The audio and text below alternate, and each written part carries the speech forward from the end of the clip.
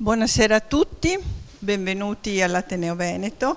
Devo dire che questa sera sono particolarmente contenta di presentare il volume che illustra e narra, perché c'è un apparato fotografico potente come potenza adesso. Guarda, mi è venuta questa bella...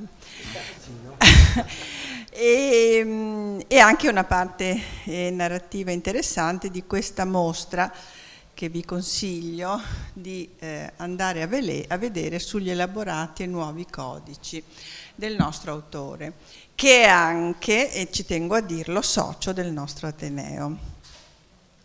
E andando a vedere la mostra ho avuto la netta sensazione di che cosa sia un artista vero. Un artista vero, come dire, presente il futuro, cioè nel senso presente lo sente prima. E tutti gli elaborati di Gianmaria Potenza, che appunto risalgono agli anni 90, ci fanno presentire l'era tecnologica in cui noi ci troviamo. I suoi elaborati sono, come ha scritto Valeria Lodo in una delle introduzioni, sembrano tastiere elettroniche, console di calcolatrici arcaici. E nel contempo, come fanno i veri artisti, c'è la conservazione della tradizione, perché nelle sue opere c'è una sapiente e profonda manualità, le sue sfere, i suoi cubi, i suoi cilindri sono l'espressione di una artigianalità antica e quindi di un uso della forma e di un uso anche del materiale, che sia legno e che sia metallo, dell'uso e del rispetto del materiale. E quindi diciamo siamo di fronte ad un artista a tutto tonto e siamo contenti di celebrarlo in queste nostre sale. Ora darò la parola a Roberto Valente, segretario generale del Consiglio Generale della Regione Veneto. Grazie, ma ci sarei arrivata.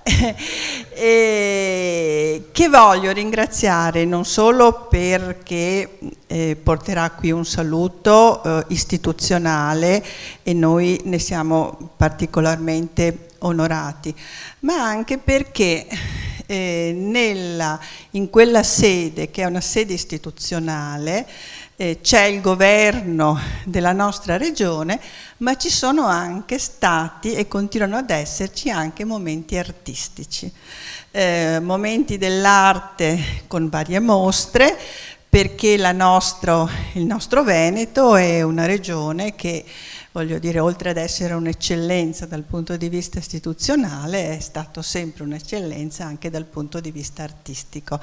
E le due, come dire, lingue si parlano e l'una vive con l'altra, e quindi grazie al dottor Valente, anche perché so che dietro c'è molto di lui in queste molte, e quindi volentieri lascio la parola. Grazie.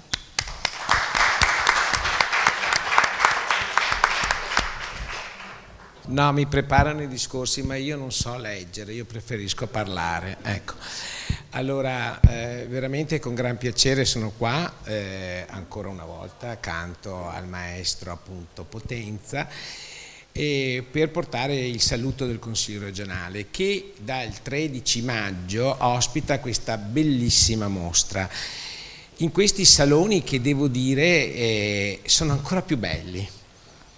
E veramente io ogni volta che passo, io ci passo praticamente tutti i giorni, faccio tutto il percorso della mostra, perché chiaramente per raggiungere il mio ufficio passo i 3 saloni dove la mostra, diciamo, è allestita, e devo dire che tutte le volte che passo provo un'emozione a vedere questi elaboratori, questi cubi, questi cilindri di legno, di bronzo, di marmo, che rappresentano queste 30 opere del maestro, della sua produzione dagli anni 90 in poi.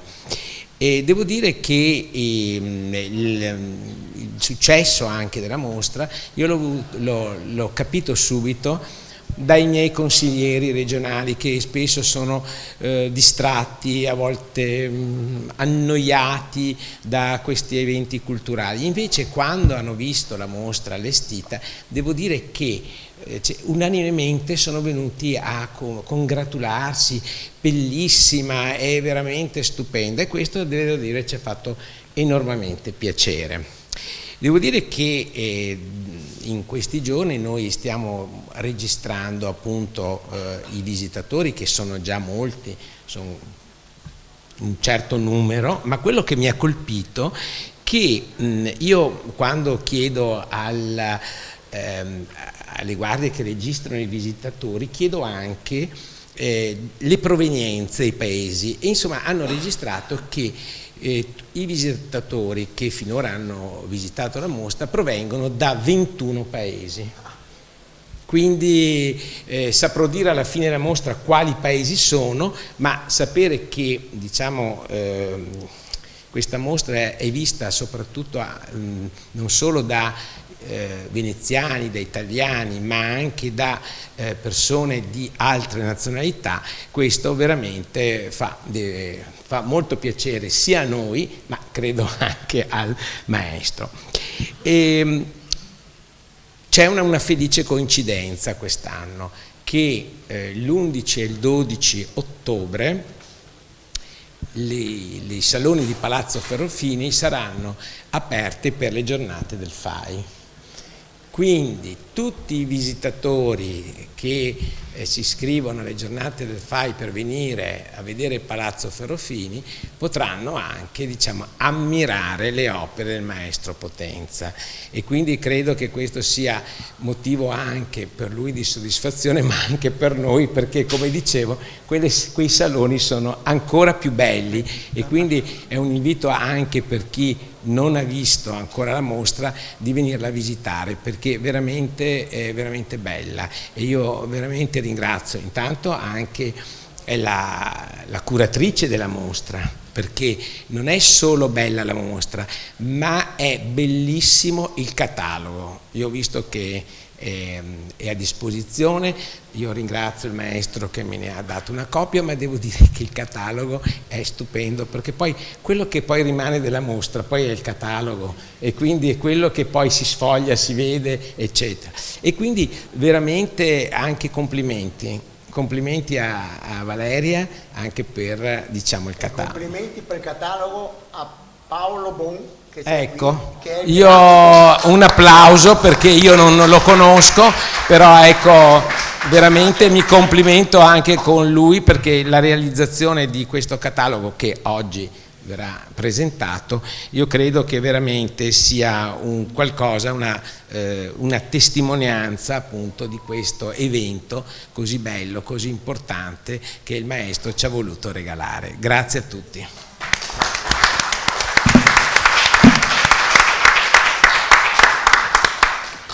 Allora, non so se in mancanza della Presidente della Fondazione Potenza Tamini, Josie Mackenzie Tamini, intendete, forse dirà il maestro qualcosa?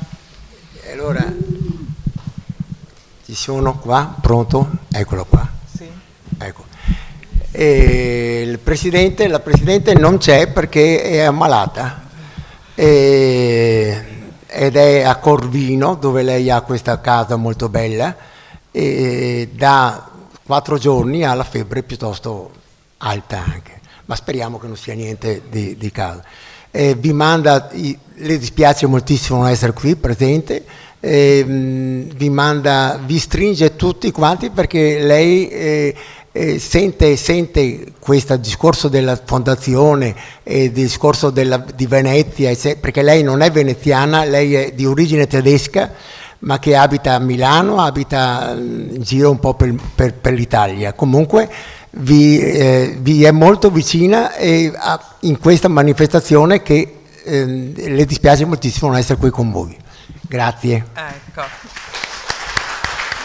Allora, un saluto e auguri di buona ripresa, rapida ripresa alla Presidente. Noi siamo qui a distanza di circa un anno da quando abbiamo presentato un altro lavoro molto bello, un altro libro dedicato al lavoro di Gianmaria Potenza insieme con una grande equipe di architetti per la Cattedrale di Cremona. Un lavoro esemplare, anche quello un catalogo esemplare, che rappresenta bene uno dei tanti filoni che hanno segnano la carriera del maestro, vale a dire tutta la produzione per il mondo religioso, per il mondo ecclesiastico, tema difficilissimo devo dire ai tempi nostri e che Gianmaria Potenza ha risolto secondo me a livelli molto molto alti, dagli spazi architettonici alle soluzioni scultoree fino addirittura agli arredi sacri, ai paramenti, utilizzando da par suo, ed è questa un'altra delle sue caratteristiche, moltissime tecniche di cui è assolutamente maestro. Quindi alle spalle abbiamo quella presentazione, davanti abbiamo un altro appuntamento importante che sarà la mostra a Capesaro, perché nel 2026 ci sarà anche una mostra a Capesaro, quindi ci prepariamo. La Regione ha battuto il Comune, no? Come tempistica, però è bello che ci possa essere anche per la Fondazione più occasioni magari di vedere diversi aspetti di questa grande artista veneziano e di cui stasera presentiamo il catalogo. Ma perché lo presentiamo stasera in una mostra che è aperta da maggio?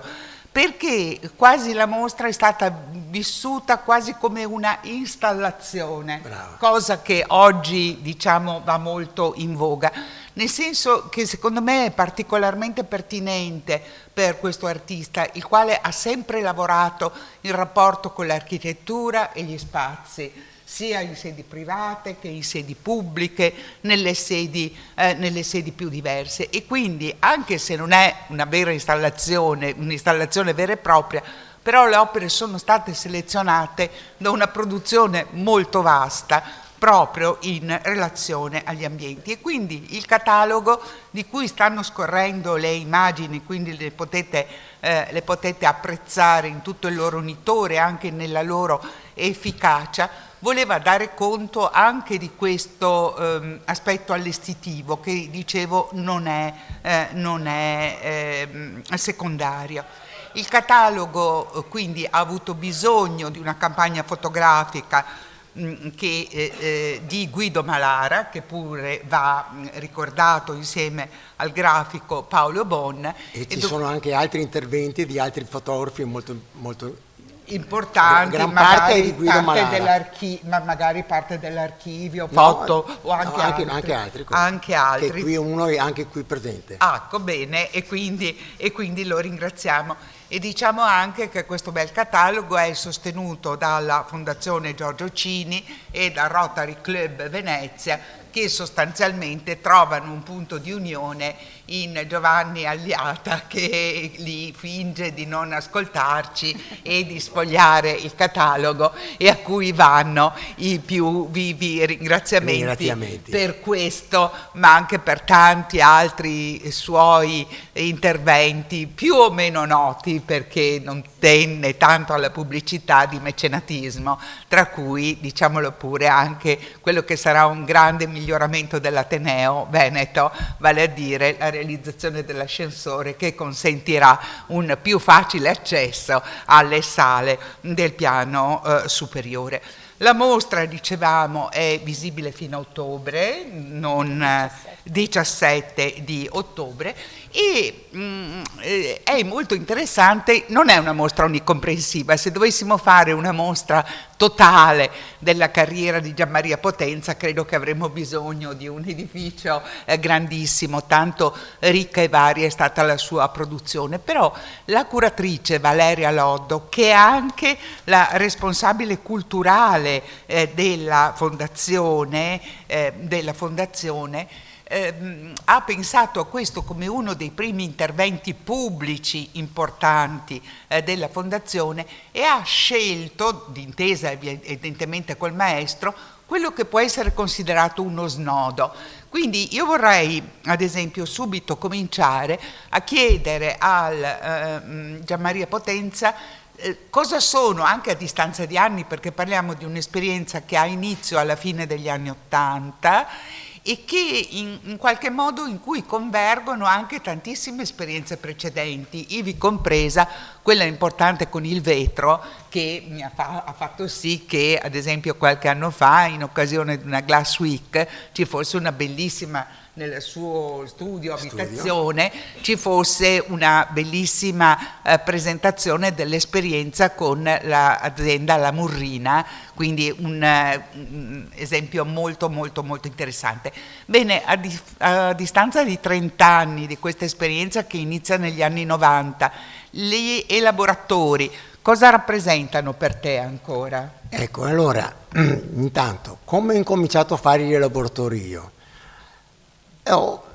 Su una tavoletta piccola, e voi vedete qui che scorre, a un certo punto c'è col disegno, col gesso, ho incominciato a prendere dei pezzettini di legno e li ho messi sparsi, messo in questa cosa, e non ho mai fatto un bozzetto per fare queste cose. Io avevo la tavola, ho incominciato con le tavole piccole, poi con le tavole grandi, e con i pezzettini di legno e con il gesso, io tac, tac, tac, poi ci mettevo il numero, col numero che voi vedete, non è un numero, è l'altezza dei pezzi che poi i miei ragazzi tagliavano, 3 cm, 4 cm, 5 cm, perciò era in scala, e così io ho incominciato a fare questi elaboratori. Come mi è venuto in mente fare gli elaboratori? Voi avete presente gli organetti che c'erano per le strade una volta, con il rullo, con tutti quanti i pezzettini di legno venivano fuori per far suonare, che veniva fuori la musica? Ecco, io da quello ho incominciato, ho elaborato il discorso ed è venuto fuori questi laboratori. Tanto più che adesso, con questi laboratori, abbiamo fatto sì che ci sia un concorso per i giovani musicisti, e questa è una cosa bellissima che dopo lasciamo parlare, perché è meglio che la contano loro, la stanno a spiegare meglio di me. Perciò ecco, gli elaboratori è stato l'inizio di un discorso di tocchettini di legno, poi li ho portati sul bronzo, perché voi vedete che ci sono anche dei pezzi di bronzo, cioè e sono sempre con questi pezzi in legno che a loro le faccio in legno, poi la fonderia le fa il silicone, fa le cose, ma sono sempre fatti con il legno, con i pezzettini di legno. Allora, diciamo che quello che è anche molto interessante di questa mostra è che noi abbiamo un artista ancora pienamente operativo e una fondazione a lui dedicata a tutela della sua opera che sta cominciando ad operare. È una situazione molto delicata ma anche estremamente stimolante. Personalmente l'ho vissuta, ad esempio, quando si trattava, sapete che io sono stata per 20 anni la direttrice del Museo di Castelvecchio a Verona, quindi uno dei capolavori di Carlo Scarpa, e un anno che abbiamo dedicato una mostra a Carlo Scarpa c'è stato un grande dibattito con gli architetti, perché gli architetti che erano stati allievi di Scarpa volevano esporre i disegni quasi come fossero su un tavolo di lavoro, mentre io da museografa, museologa, volevo metterli in cornice. quindi con la distanza storica, con la stessa cura che si può dedicare a un disegno di Raffaello. Allora questo diciamo incontro-scontro tra la visione dell'artista, che è una visione ancora pullulante, io credo che l'artista decide all'ultimo momento, ad esempio, di prendere uno dei suoi totem e di cambiargli colore, oppure di spostare dei tasselli, e dall'altra parte invece c'è la fondazione che deve conservare, curare, eccetera. Però le due cose possono andare, come in questa occasione, perfettamente d'accordo e non assolutamente scontrarsi. Allora vorrei da Valeria Loddo un po' di esperienza, cosa è significato questa mostra il significato di questa mostra per la Fondazione, quali sono i vostri obiettivi, qual è l'opera della Fondazione. Intanto vorrei dire che incontro-scontro rende benissimo il quotidiano della Fondazione Potenza Tamini, però appunto la Fondazione è partita con un'idea molto chiara, ambiziosa, ma consapevoli comunque delle proprie capacità e di essere una realtà appena nata, ma comunque profondamente radicata a Venezia. Quindi l'ambizione era sicuramente quella di diventare un punto di riferimento per Venezia, per mantenere quelle che sono le capacità di Venezia di creare e generare arte e cultura. Questo chiaramente passa anche inevitabilmente attraverso il sostegno alle nuove generazioni di creativi, altrimenti non avrebbe senso parlare di futuro, però è chiaro che il cuore è conservare e valorizzare l'arte del maestro.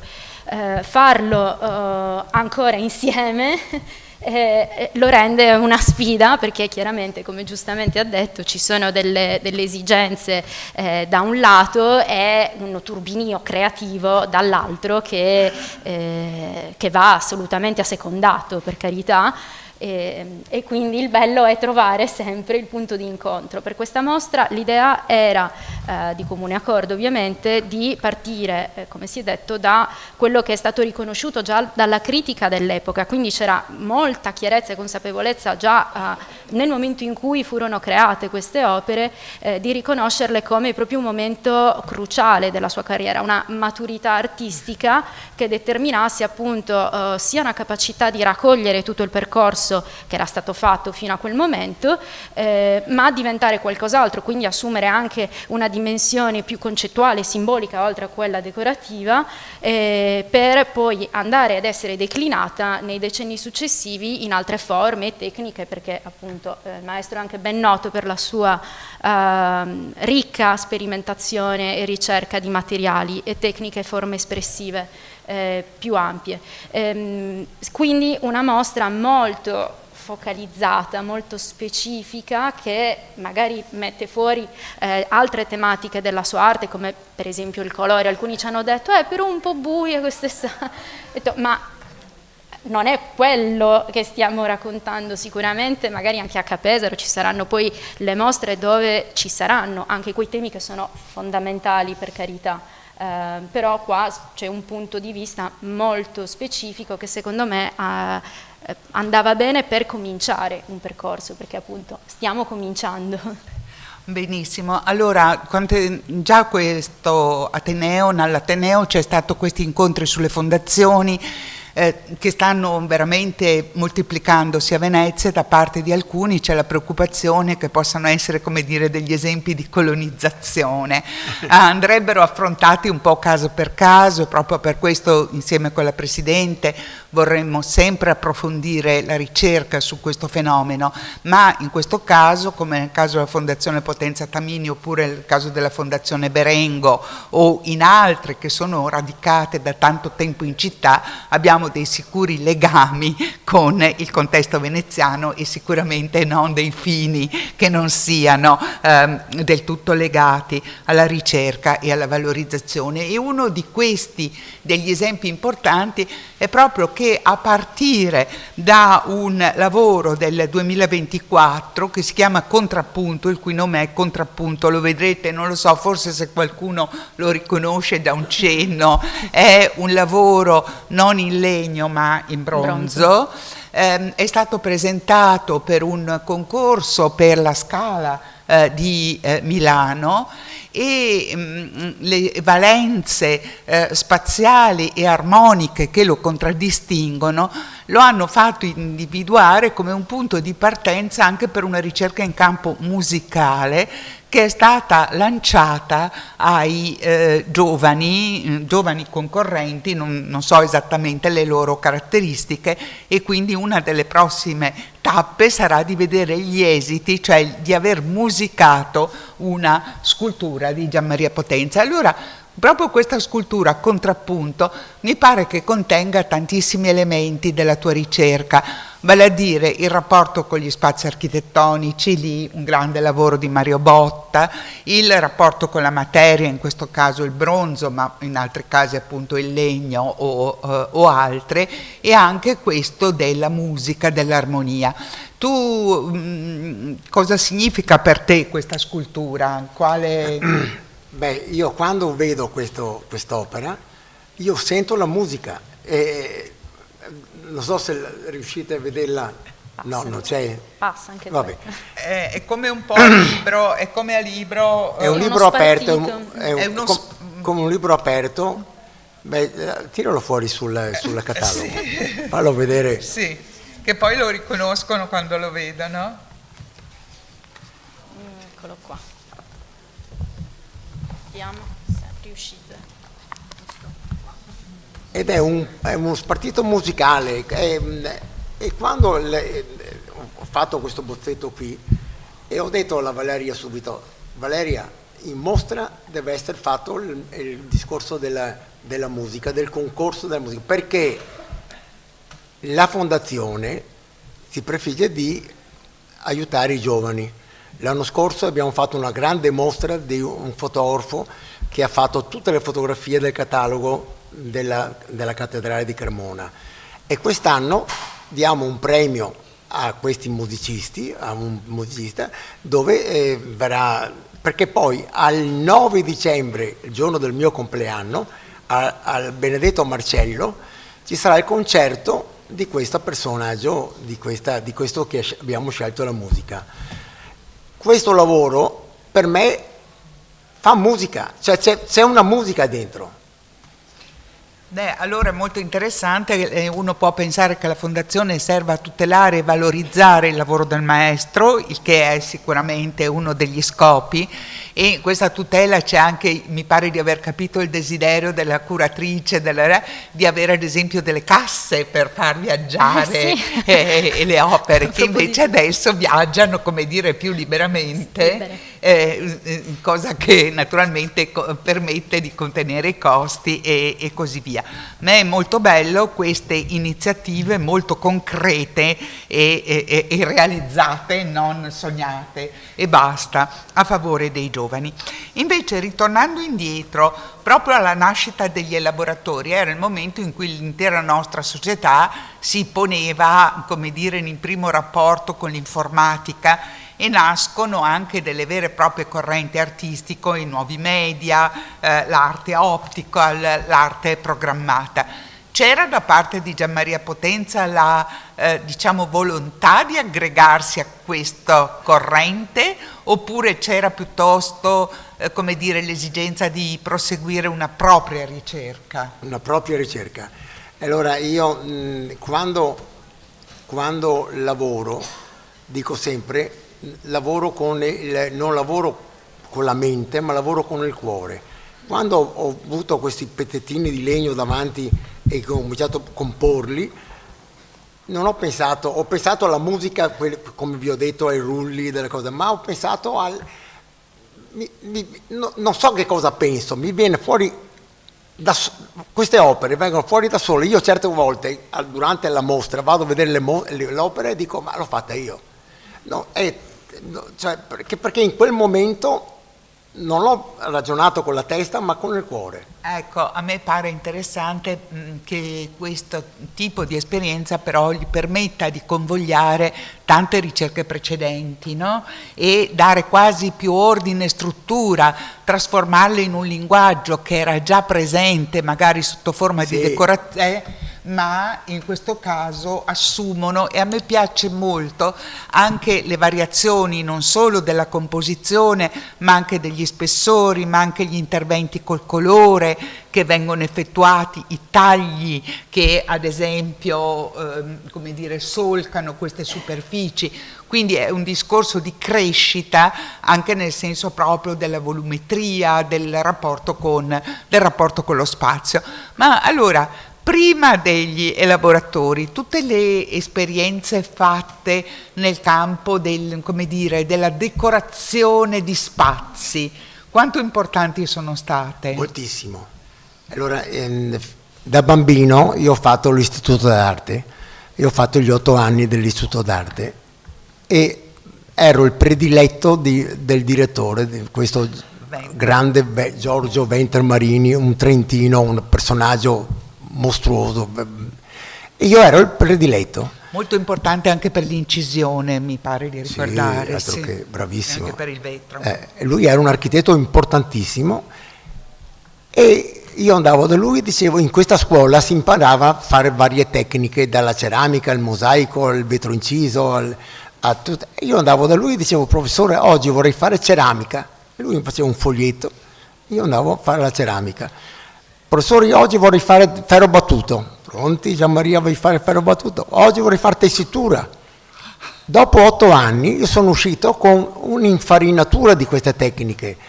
Finito gli 8 anni e dopo mi sono trovato in studio e ho incominciato a metterle in pratica piano piano e le ho realizzate. Il discorso degli elaboratori è il discorso del legno che ho fatto ebanisteria, che c'era anche l'ebanisteria a scuola, e là ho imparato a tagliare. Io non ho mai tagliato perché ho paura di farmi male.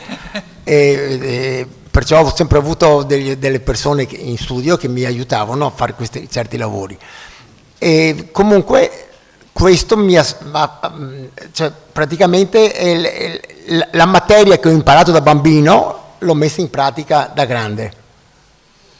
Bello, quindi il tema della decorazione, che è sempre un tema diciamo un po' scabroso, no? Perché decorazione sembra sempre qualcosa di come dire, meno importante della grande arte. In realtà attraverso il suo lavoro è questi elementi decorativi che assurgono allo statuto di arte cosiddetta maggiore. Ecco, come vede Valeria Loddo questo percorso? Contestualizzandolo sempre nella mostra, negli elaboratori, appunto secondo me si portano dietro, e questa non è detta solo mia, ripeto già alla critica, in particolare un critico, Nicola Miceli, che è molte volte citato nel catalogo, che in realtà ne fece un'analisi molto complessa, mettendo in luce quindi anche la complessità di queste opere, proprio in virtù di tutto quello che andavano a racchiudere. L'aspetto decorativo nasce nel momento in cui la carriera di Potenza comincia con importanti committenze che sono fondamentali, intanto perché appunto magari dalle incisioni o dal legno, che era già il suo materiale, lo vediamo dai materiali d'archivio, come dire il favorito, il più ricercato, ma lo porta a una dimensione spaziale, perché le committenze erano per cosa? Per negozi, per alberghi, per navi, per banche. Quindi comincia da subito a lavorare con architetti, poi nella sua carriera avrà modo anche di conoscere e collaborare anche con architetti molto importanti, ma questo gli dà un'impostazione, appunto, è anche un modus operandi che tiene in considerazione l'aspetto sicuramente tridimensionale e dello spazio, e questo arriva fino agli elaboratori. Gli elaboratori che cosa fa la differenza? Sostanzialmente, secondo me, il modulo, cioè questa capacità di sintesi, no? Un sistema di codici porta dentro intanto tutta una capacità di racchiudere tutti quegli elementi che Miceli ci porta dalle popolazioni e l'arte più ancestrale, primitiva, fino alla fine dell'Ottocento, per quante ne cita, ma secondo me è proprio quella capacità di sintetizzarle e portarle in un linguaggio totalmente contemporaneo e mettendoci dentro anche tutto un impianto storico-culturale di quel momento, e quindi i computer è l'inizio di un nuovo modo di comunicare, e quindi iniziano ad essere delle opere molto più complesse, diventano dei dispositivi linguistici che usano lo stesso funzionamento di un linguaggio, sia esso informatico, musicale o una scrittura, un linguaggio, no? Ecco, questo è proprio il punto importante, questa mostra permette di apprezzarlo molto. Ecco, uno dei lavori che io immagino che la Fondazione dovrebbe fare sarebbe un censimento completo delle opere di Gianmaria Potenza. È possibile? Ci Lo proviamo. stiamo facendo, è difficilissimo. Perché è difficilissimo? Perché da ragazzino ho regalato tante di quelle robe, ma tante di quella roba che metà basta. Perciò è difficilissimo. Ogni tanto arriva qualche fotografia e dice: ma è vostra questa roba qui?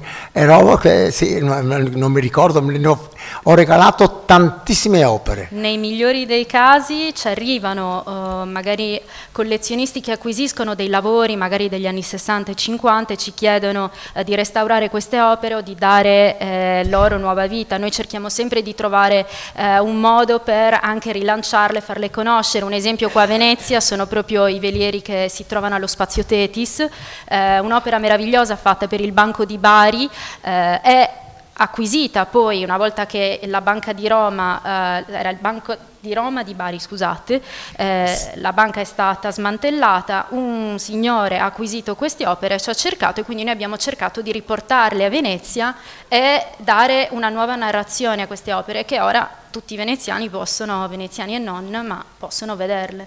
Ecco, quindi, scusi. Ecco.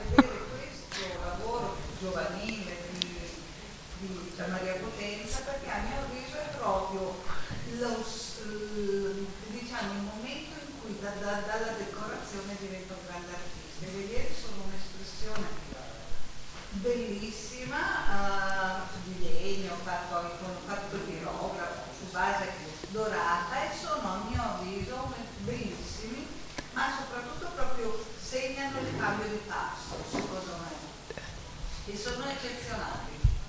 Allora, innanzitutto grazie dell'invito, e poi è proprio appassionante questo lavoro che normalmente nei cataloghi generali degli artisti si fa anche con delle call aperte, no? Con un invito proprio a segnalare, partecipare, chissà che chi ha ricevuto in dono i loro discendenti possano collaborare a questa impresa.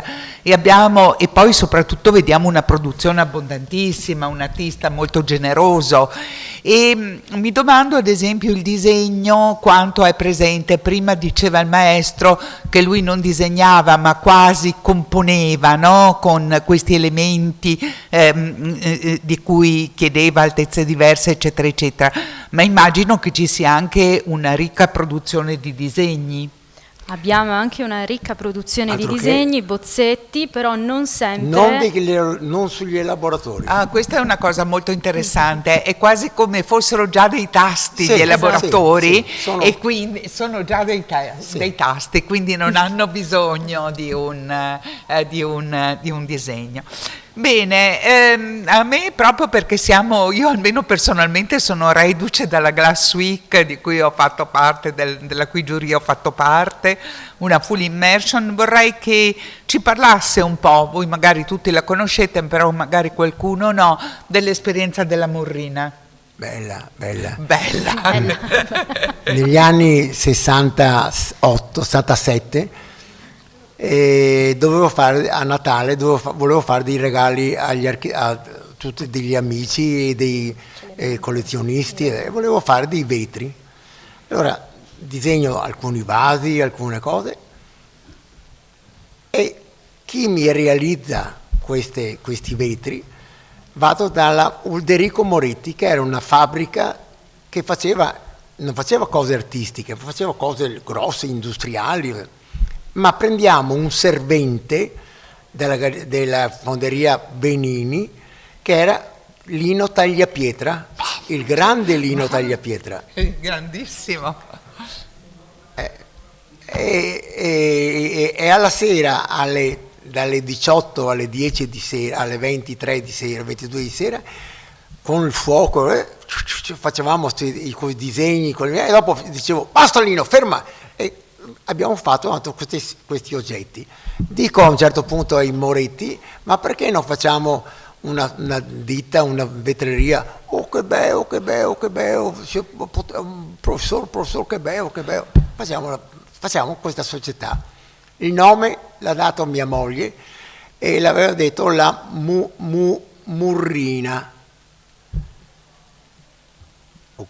Murrina adesso è Murina, l'ha fatto Murina con R solo. Andiamo dal notaio, fermiamo tutto, torniamo a casa, guardiamo Murina e la Pantegana. Subito andare dal notaio, cambia a Murrina, abbiamo fatto la Murrina. Purtroppo dopo 8-9 mesi i Moretti sono andati male e perciò io ho dovuto assorbire il 95% della società. Il 95% perché il 5% dovevano rimanere loro come vetrai. Per farmi le partite, per fare le cose, perché io non sapevo mica fare niente. Perciò, vabbè, e là è cominciato una grande avventura.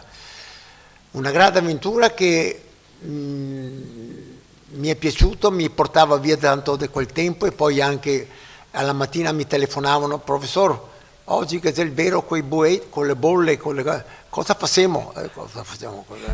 Professor, oggi che non ne potevo più. Avevo il mio studio che mi portava via in quel periodo avevo la Banca di Roma che facevo lavori per tutto il mondo per la Banca di Roma. E avevo l'Adriatica che facevo i lavori a bordo delle navi, ero pieno non ne potevo più. E nel 75 l'ho venduta.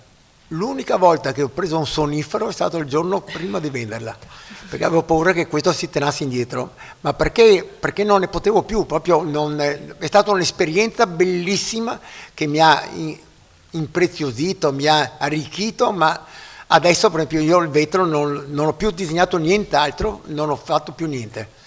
Ho fatto con il vetro delle cose molto belle, una grande croce a Milano, era proprio l'inizio della Murrina, una croce alta 4,5 metri per 3 metri, 4 metri di larghezza, un po' che assomiglia alla croce che c'è alla nostra chiesa di San Marco quando entri a quattro bracci. Ho fatto delle vetrate stupende con Gio Ponti all'albergo di Padova. Cos'era? Padovanelle? No, il Padovanelle, un albergo a Padova. Allo Storione. Storione. E poi ho fatto un sacco di lavori, ho avuto la fortuna di lavorare con architetti molto importanti e anche questi mi hanno arricchito soprattutto nel parlare con loro, perché mi hanno insegnato un sacco di cose che adesso è difficile spiegare. Beh, devo dire che è una testimonianza appassionante, non so se sia stata registrata, ma in tutta questa archiviazione anche sulla vicenda del vetro e le vetrerie che le stanze del vetro stanno conducendo, questa testimonianza che ha dato è stata veramente fantastica, ma anche lo vedo, sembra quasi come era Aldo Manuzio che stampava i suoi libri, lo disturbava, non aveva neanche il tempo, dice, di soffiarsi il naso perché aveva troppo da fare, così mi pare Gianmaria Potenza. È stato bello che mio padre, da buon papà, è andato subito in banca, è andato a sentire alla Cassa di Risparmio, senta, ma come sei Moretti? Sono, signor Potenza, si mette con una potenza enorme, sapeva già invece che la banca, vabbè, comunque è andata bene, sono stato felice e ho avuto un'esperienza molto, molto positiva. Sì, dai, con anche esiti bellissimi come abbiamo visto dai materiali prodotti e anche forse con delle inclusioni, perché negli elaboratori ci sono delle inclusioni di vetro delle volte. Nei punti di colore degli elaboratori si vede proprio la matrice, è parte da lì, è la Murrina, ma l'avevamo già vista nella ninfea armonica dell'86 che tra l'altro porta già in quegli anni là, nell'86, tutto il discorso del suono, arte, spazio, c'era tutto in quell'opera là, resta un unicum nella sua carriera. Io avevo sempre questo sogno nel 2026 di rifarla, ma all'epoca, quando fu realizzata, il maestro aveva un'impresa anche che si occupò della realizzazione, quindi c'era, come dire, una catena che permetteva quel tipo di lavoro, e poi portarla in giro per il bacino di San Marco. Abbiamo delle foto d'archivio meravigliose su quell'esperienza. Bene, non so se ci sono domande da parte del pubblico, se volete fare degli altri interventi. Lino Tagliapietra, ecco. Lino Tagliapietra, che oggi è uno, vorrei dire, il più grande maestro vetraio che ancora vivente. Assolutamente sì. Era maestro e l'ho fatto io, era servente ed ho fatto io maestro con la Murina. Se adesso voi chiedete ma che ti ha fatto maestro? Io sono nato maestro. E invece è stato Gianmaria Potente a farlo maestro. Comunque è un grande. Lino Tagliapietra è veramente molto bravo. Devo dire che anche questa nuova collaborazione che è stata annunciata tra la Glass Week e il museo di Corning a New York, sì. Vede proprio nel museo Corning un'intera sezione dedicata a Lino Tagliapietra. Del resto, quando tu vedi tantissimi lavori, magari anche nello hub che ancora potete visitare a Palazzo Loredan, poi andate a Murano nello studio di Lino Tagliapietra, ti basta di vedere 3 cose sue perché tutto il resto un po' possa andare a nascondersi. Allora, progetti per il futuro? No, prima mi devi dire una cosa. Allora, questi bei totem che ci sono nel cortile e che forse avrete visto, mi hanno detto che non sono nati rossi. No, erano in bronzo. E com'è che cambiano colore? Prendono il bronzo, si dipinge? Sì, li ho verniciati come si verniciano le macchine e allora avevo fatto un cavallo in ferro rosso, e lo potete vedere esposto in quella galleria. Che galleria è? Quella qui a Venezia? La Bel Air. Alla Santo Stefano. E lo vedete, andate a vederlo perché è molto bello, tra parentesi. E quando ho fatto questo dico, porca la miseria, qui sono di grattacieli bellissimi, e ho rovinato il bronzo smaltandolo in rosso, ma per me è bellissimo. Questo crea diversi problemi a livello di archivio, ovviamente, perché finché sono opere recenti lo sappiamo e lo scriviamo, ma a volte in archivio abbiamo un'opera e poi ci compare un'opera molto simile ma di un altro colore e non sappiamo se è un'altra riproduzione, è la stessa opera. Questo per chi si occupa di archivio è... Scusa, ma le curatrici cosa servono? No, le curatrici infatti dovrebbero fare altro.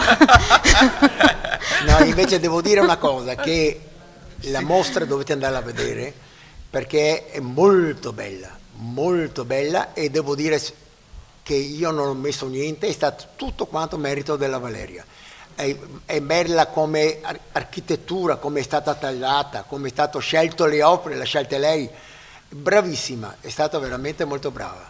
Ma infatti devo dire che bene che ci sia questo riconoscimento pubblico. Allora, perché secondo me è bellissimo che in una fase di avvio di una fondazione ci sia da una parte l'occhio vigile del maestro e anche del maestro che non vuole essere troppo imbrigliato dentro il museo. Sapete che per gli artisti il museo non è una bella parola, per noi che ci lavoriamo è una bellissima parola, ma per gli artisti invece non lo è sempre.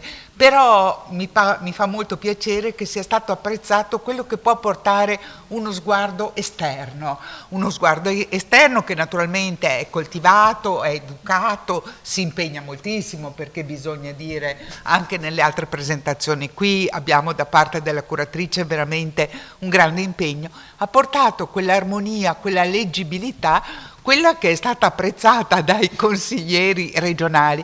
Ma quando io sono andata a visitare la mostra ho visto che i consiglieri regionali sono contentissimi della mostra.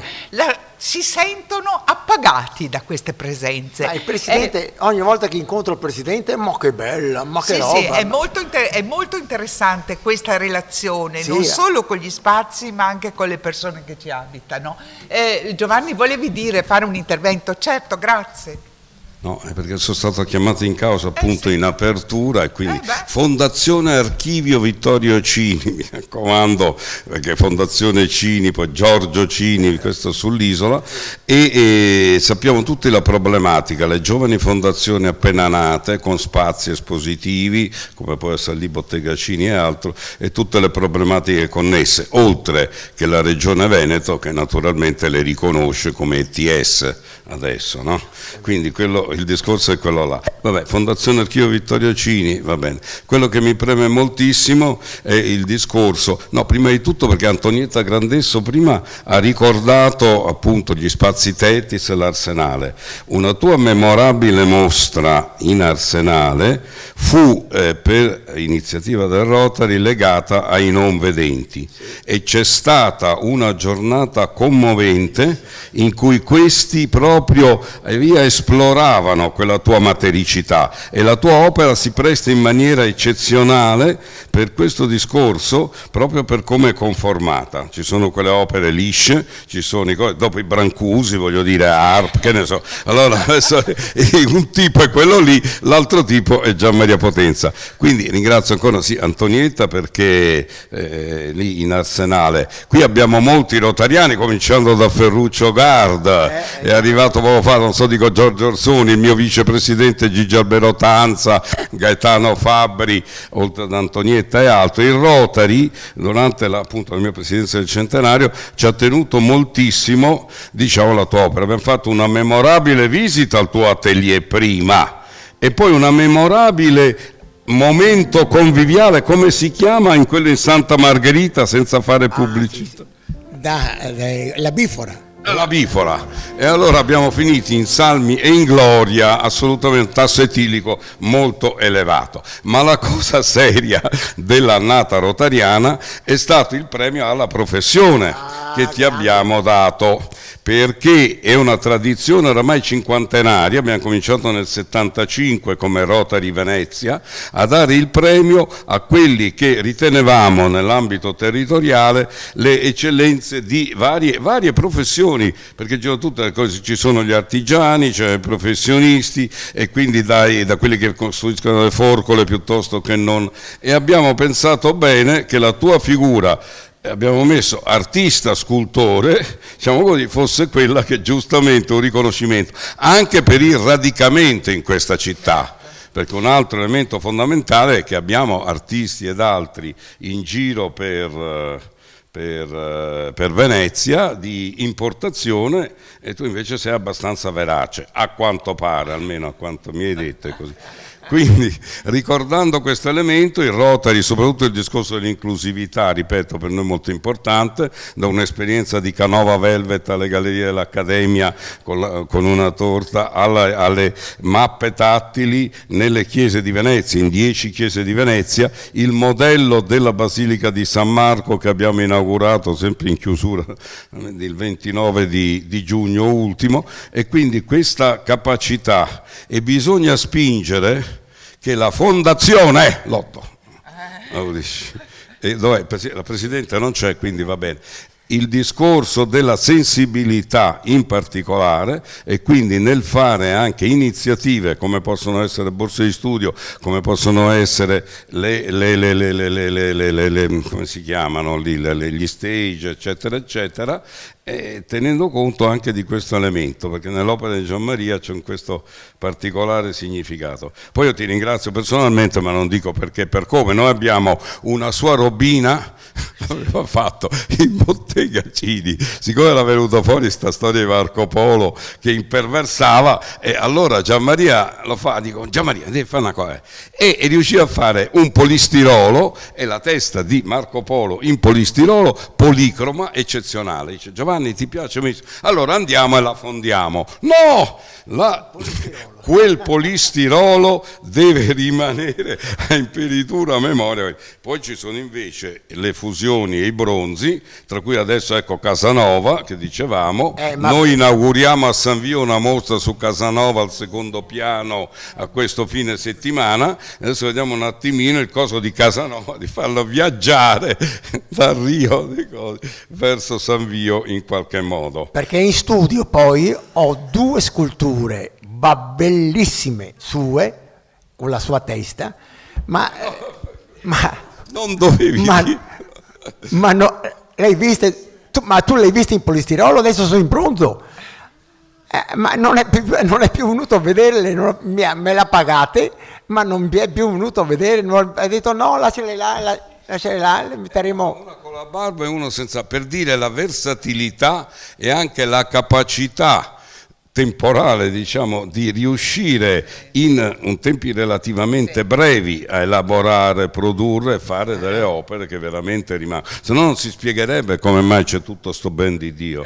Va bene? Bene, E allora... quindi solo di questi 90 anni che arrivano adesso l'8 dicembre prossimo anno allora in febbraio Capesaro con 4 sculture al piano terra. Poi in settembre, 12 settembre, inaugurazione della mostra, 12 settembre, ottobre, novembre, al 18 novembre, finita la mostra. Dove? A Capesaro. Ah, ok. E poi al 9 dicembre, i 90 anni. Ragazzino, Beh, abbiamo uno. altri 90 di questi, vai Gianmaria. Vabbè. Bene. Mi piace molto, diciamo sempre che l'Ateneo è uno dei cuori di Venezia, questa sera lo è stato ancora, proprio al suo massimo, no? Una partecipazione giustamente molto, molto sentita, e grazie di questo intervento anche. Adesso vogliamo forse chiedere a Valeria, che è il futuro, a Valeria Loddo, di chiudere. A proposito di futuro, chiudo ricordandovi il prossimo appuntamento, che è appunto il 9 dicembre al Conservatorio Marcello di Venezia, con i vincitrici anche, si spera, del concorso musicale. La deadline si è già conclusa, quindi abbiamo ricevuto tantissime candidature, più di 40, e i giurati sono già al lavoro, una giuria di cui siamo molto contenti perché ha messo insieme diverse istituzioni culturali, dalla Fondazione Pinuccio Sciola in Sardegna, che come ben sapete dalle pietre sonore insomma avevano un'affinità sicuramente con questo progetto, al Conservatorio stesso, all'Università di Cremona, cioè l'Università di Pavia, ma musicologia, che invece si trova a Cremona, a Pino Donaggio, che invece, come ben sapete, il pubblico veneziano è un compositore ben noto, soprattutto per la sua capacità di musicare delle immagini, quindi anche quello abbiamo trovato che avesse una perfetta sintonia con il progetto. Approfitto invece in ruolo di editor di Fondazione Potenza Tamini per ringraziare tutti coloro che hanno partecipato intanto al catalogo, quindi di nuovo ringraziamento intanto all'Archivio Fondazione Archivio Giorgio Cini, devo dirla corretta, sì. Vittorio Cini, scusate, ci sono troppi Cini a Venezia, scusate, io ogni tanto. E Rotary, che sono coloro che hanno reso possibile questo catalogo, e gli sponsor principali anche della mostra, quindi lo studio FM e Grafiche 4, che hanno reso possibile tutto questo, dalla mostra al catalogo al progetto appunto collegato al bando musicale. Un altro ringraziamento a Guido Malara, che si è occupato di tutta la parte, diciamo, dell'impostazione fotografica, l'identità fotografica del catalogo, Paolo Bon, che invece è l'identità grafica, gli altri contributi, Nino Esposto, Studio Nex, Veronica Trovato, Attila Tot, sempre per la parte fotografica, e credo di aver detto tutto. Bene, allora grazie a tutti, e abbiamo tanti appuntamenti per seguire ancora questo lavoro.